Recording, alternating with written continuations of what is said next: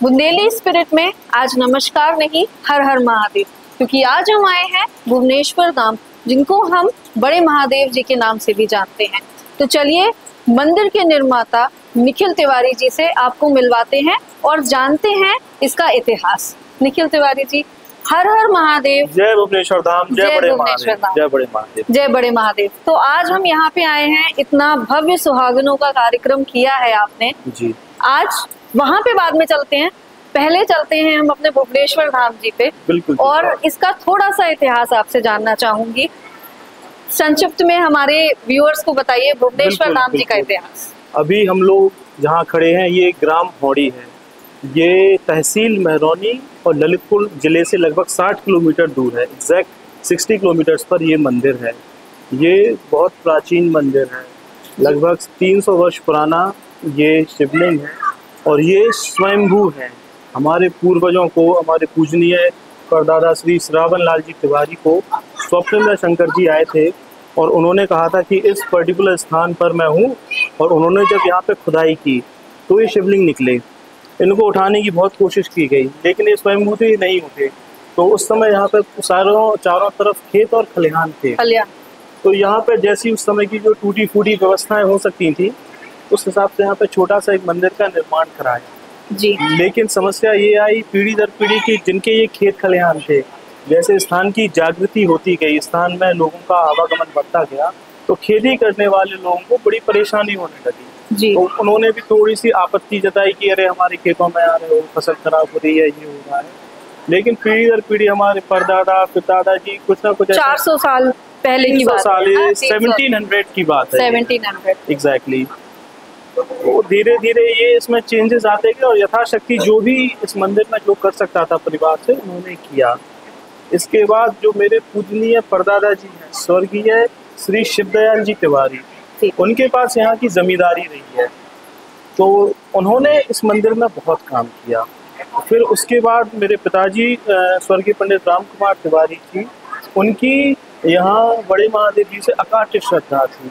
वो हमेशा यहाँ आते थे और पूरा प्रयास उन्होंने ये किया कि मेरे अंदर भी वो संस्कार आए कि मैं यहाँ आता रहूं। उनका एक चिंता का विषय ये भी था कि जब मैं बाहर पढ़ाई के लिए चला गया जी, तो उनको ये लगता था कि ऐसा नहीं कि ये गांव में या मंदिर में अपना आना बंद कर दें, लेकिन उनकी आशीर्वाद ऐसा, उनकी कृपा ऐसी है कि ऐसा नहीं हुआ।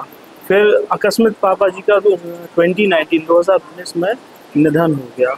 उसके बाद मंदिर की पूरी जिम्मेवारी, जैसा संस्कारों का निर्वहन हमारी संस्कृति में किया जाता है, वो हम लोगों ने किया और उसी समय से लगातार यहाँ पे निर्माण कार्य है। अपन ने यहाँ पे 5 एकड़ में बगीचा भी लगवाया है और प्रतिवर्ष कुछ ना कुछ यहाँ पे हम लोग धार्मिक अनुष्ठान एक वृहद स्तर पे करते हैं और हर वर्ष ये प्रयास रहता है कि कुछ ना कुछ यहाँ पे अलग करें। जैसे इस बार ये सुहागिन भोज का कि 7000 सुहागिन महिलाओं का भोजन है। 7000 पूरे यहाँ पे। एक छोटा सा सवाल, 7000 सुहागिन हमारे पास आएंगी कैसे? ये आएंगी नहीं, इनको प्रॉपर कार्ड दे के बुलाया है, आमंत्रण दे के बुलाया है और जिनके घर पे निमंत्रण गया है, कार्ड गया है, उस पर उन सुहागिन का नाम लिखा है, ना कि उनके हस्बैंड का। इस चीज का भी बड़ा ध्यान रखा गया है और यहाँ पे लगभग 17 या 18 गाँव की लिस्टिंग करके प्रॉपर जो सराउंडिंग्स में जो गाँव जी, वहाँ की सारी सुहागिन है, चाहे किसी भी जाति धर्म की हो, कोई मतलब नहीं है। बढ़िया उनका यहाँ पे खाना रहेगा।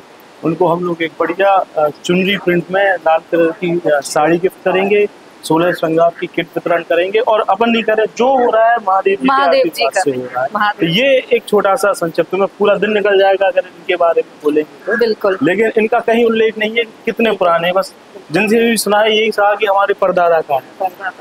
ये है यहाँ पे। तो एक छोटा सा सवाल कि अपनी संस्कृति को निभाते हुए आज कैसा महसूस होता है? पिताजी, बाबा जी, सबकी संस्कृति को आप आगे लेके जा रहे हैं, तो गर्व महसूस होता है? बिल्कुल, ये गर्व की बात नहीं है।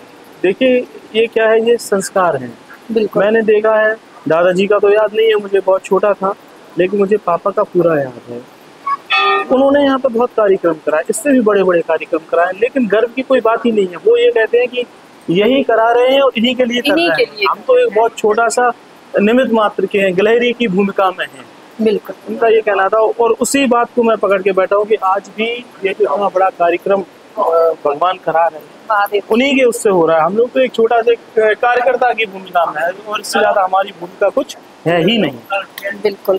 तो महादेव जी का आशीर्वाद लेते हुए इस कार्यक्रम में आगे बढ़ते हैं। बिल्कुल बिल्कुल। और सुहागिन भोग की तरफ दृश्य दिखाएंगे कैसा है क्या। बिल्कुल स्टार्ट भी हो गया है, तो उसमें हम भी एक हिस्सेदार हैं। अरे बिल्कुल मोस्ट वेलकम। आपको भी मैंने इनवाइट किया था, आपसे बात भी हुई थी। बहुत अच्छा लगा कि इस सुहागिन का मुझे एक सौभाग्य प्राप्त हुआ कि महादेव जी के चरणों में एक ये सुहागिन, क्योंकि किस समय क्या लिखा है ये हम भी नहीं जानते। सही बात है, सही बात है, सही। तो बहुत अच्छा लगा। बिल्कुल आपसे आगे मिलेंगे। तब तक आप बहुत बहुत धन्यवाद कि आप इतने दूर से आई हैं। आप ये पूरा इस स्थान को आप इसकी गरिमा बनाए हुए यहाँ कवर कर रही हैं और आपके माध्यम से, आपके चैनल के माध्यम से भी बहुत से लोगों को स्थान के बारे में पता चलेगा, स्थान की जागृति होगी, क्योंकि ये बहुत इंटीरियर गांव है। बहुत। हम खुद समथर से हैं, हमारा गांव समथर है, हमारे वहाँ भी महादेव हैं। तो समथर पहुंचते ही सबसे पहला काम होता है महादेव जी के पास जाना। बिल्कुल। तो उन्हीं का आशीर्वाद लेके आगे बढ़ रहे थे और आज बड़े महादेव जी के चरणों में हैं। तो बिल्कुल आप अपने कार्यों में लगे, आगे हम आपको मिलेंगे। बिल्कुल। ठीक है।